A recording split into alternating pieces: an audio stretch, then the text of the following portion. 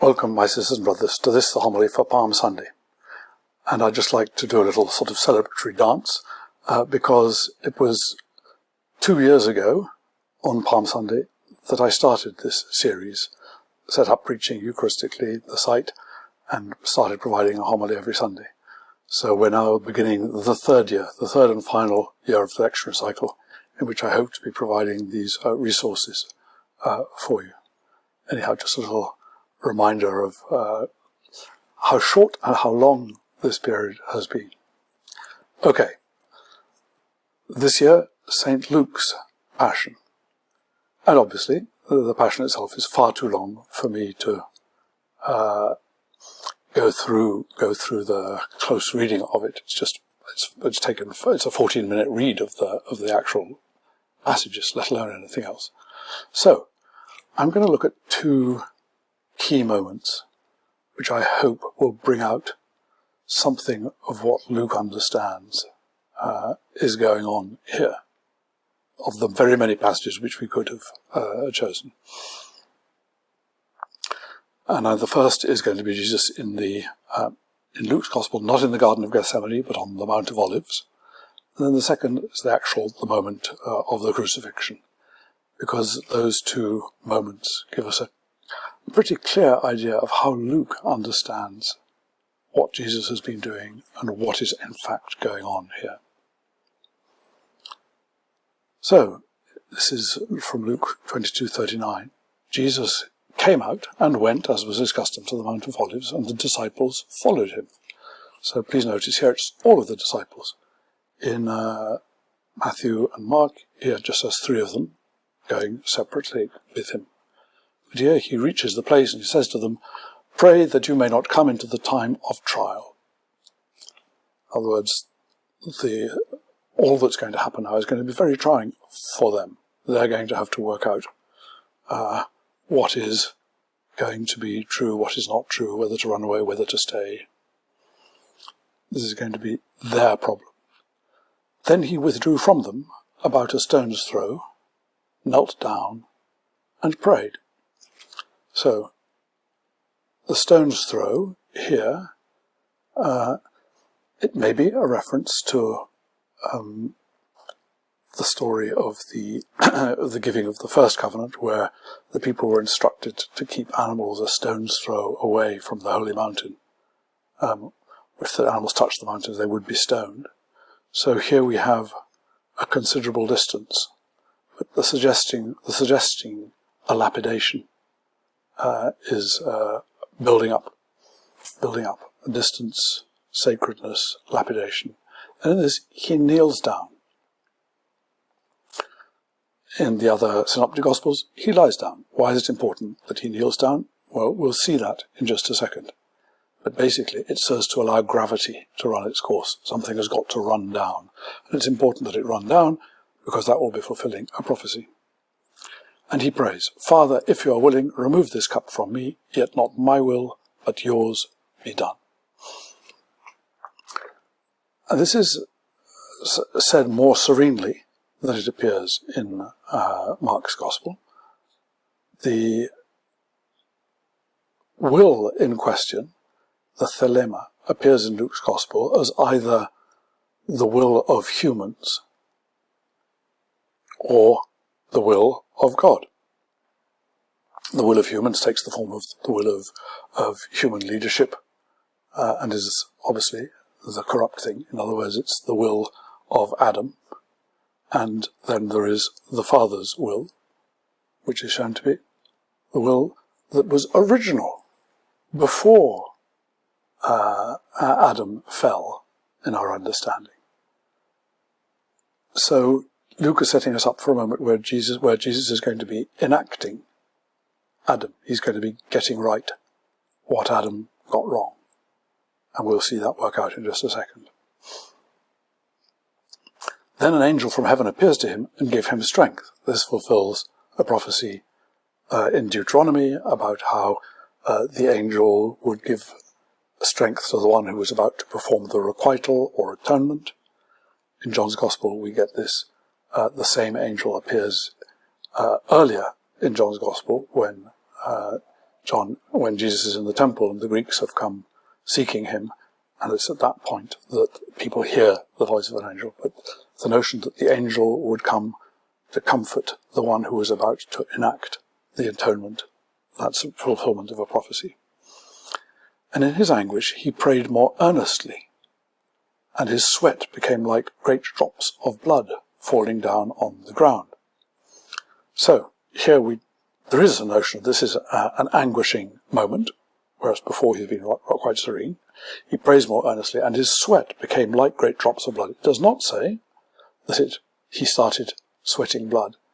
It became like great drops of blood falling down on the ground. And here there are a number of hidden references going on. What is being fulfilled here is, if I can find it, this text from Genesis. Genesis 3, when the human is cast out, when Adam is cast out, this is the prophecy that is made. By the sweat of your face you shall eat bread until you return to the ground. For out of it you were taken. You are dust, and to dust you shall return. Now, here's the interesting thing. If we have the sweat like great drops or clumps or clots of blood dribbling down his face, what do we have? We have a picture of somebody with whom the dust has become red, is falling down to the ground, it's dribbling down him. That prophecy, the Genesis prophecy, is being fulfilled. And at the root of this, there are some puns from the Hebrew word for red, for blood, for Adam, and for earth, all of which have the same root. In other words, here Jesus is enacting Adam getting right what the first Adam got wrong. This is a key element, because as we'll see, what we have in Luke's Passion is creation running backwards. So this is, if you like, the moment when they're in the garden, not called the Garden of Gethsemane, it's on the Mountain of Olives, and at last the Messiah has come, and he's come to be the first Adam, the real Adam. He's going to get right what Adam got wrong. In other words, what's hinted at already here is the beginning of the new creation. So when he got up from prayer, he came to the disciples and found them sleeping because of grief. And he said to them, "Why are you sleeping? Get up and pray that you may not come into the time of trial." So he repeats, they're about to go through a time of trial. Please notice, he's been in this kind of sacred space, referring, as it were, to the first garden, that's a stone's throw away, that nothing can touch. He's been in that space. He has enacted Adam. He's preparing the possibility of the return to the garden, and more of that anon. Okay, after that we have the crowd come, and you have the strange moment where Jesus' disciples ask him, when Judas betrays him with a kiss, they ask him, should we strike him with a sword? And because Jesus had talked to them about having swords before. But it sounds as though before, when Jesus said, listen, have these swords, it's because Jesus needed some excuse for them to arrest him. He needed, that was part of the thing that he knew he was enacting, was that it required people to take him as a transgressor. So you needed to have some sign that you were a guilty party. He was giving an excuse. He didn't want anybody to harm anybody. Then one of them struck the slave of the high priest and cut off his right ear. So, whereas I think I'm right in saying in John's Gospel it's Peter who does that, here it's just one of them. And Jesus says no more of this, and touches the ear and heals him. In other words, that's not what Jesus had meant by bringing a sword. But the key point that is brought out here is that the high priest's slave has been wounded. He has a blemish. And under the understanding that the high priest's slave or servant was the agent of the high priest, that meant that what was affected in the servant is affected in the principal. And that meant that the high priest now had a blemish, which means that the high priest couldn't perform the atonement rite sacrifice, which of course, in Luke's understanding, this wasn't even the day for that anyhow. And Jesus ignores all that olympically because he knows perfectly well that he is the one who is performing the Great Atonement sacrifice, so it's quite unnecessary. For whether the high priest is injured or not is not germane. The true high priest is here. The other one really doesn't matter. And then when I was with you day after day in the temple, you did not lay hands on me. The laying of hands, of course, was the moment of the placing of the sins on the scapegoat mechanism.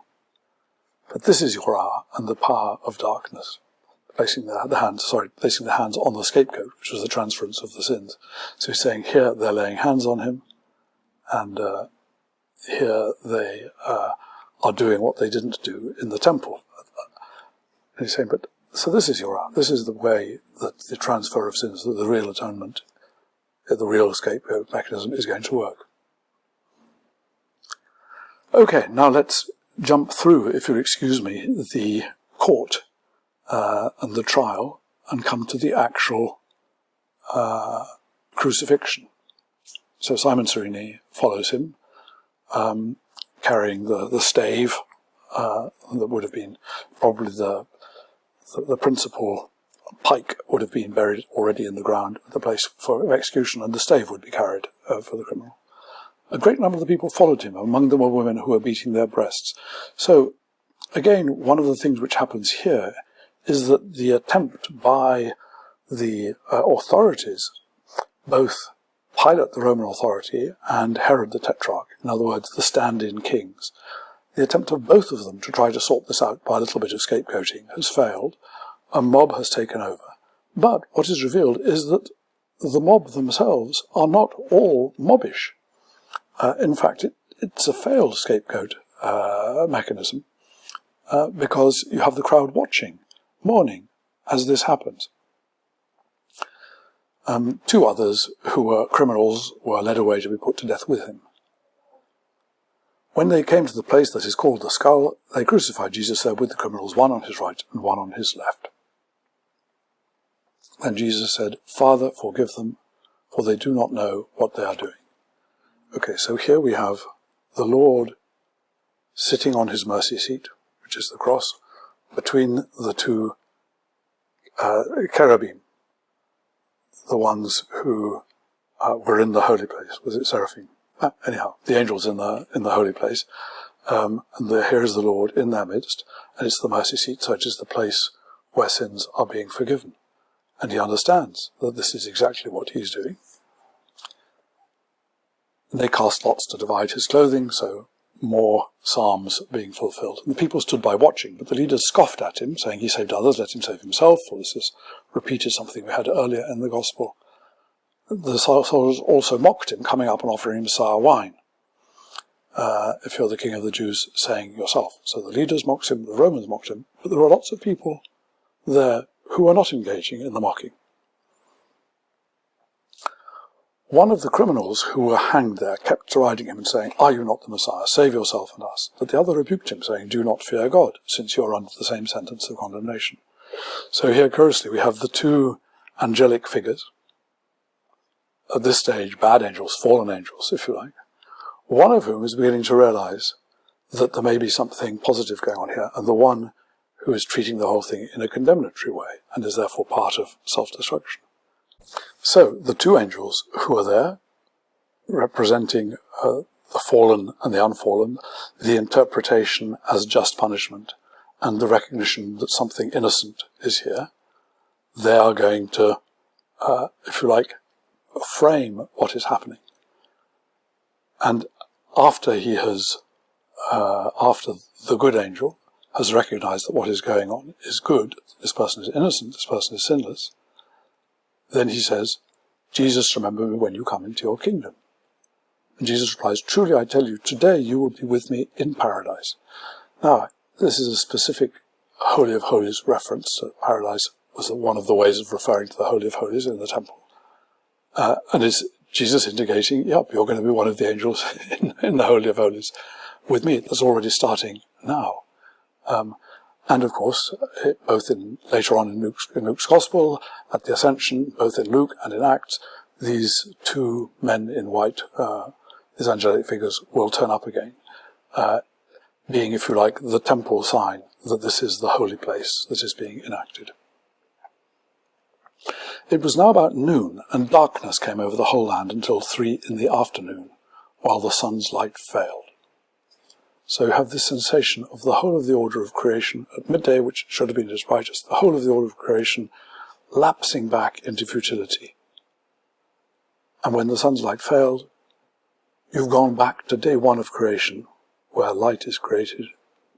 No longer. Light has gone out. There is no more light. We're outside creation. At this stage, the curtain of the temple was torn in two, the veil, which was what distinguished the Holy of Holies from the created matter. So at this stage, the gap between the uncreated reality of heaven, and therefore everything that the holy place stood for, and created reality has been destroyed.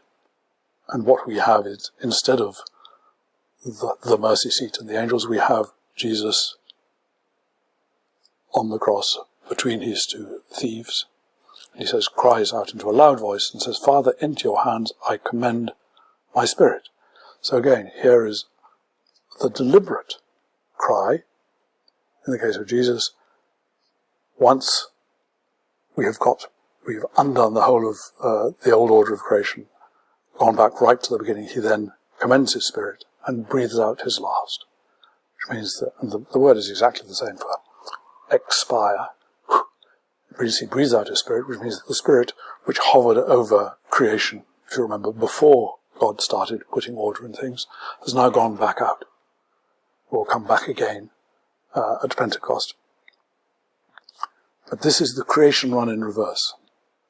This is the notion of how the definitive atonement sacrifice renews and recreates everything, starting from the beginning.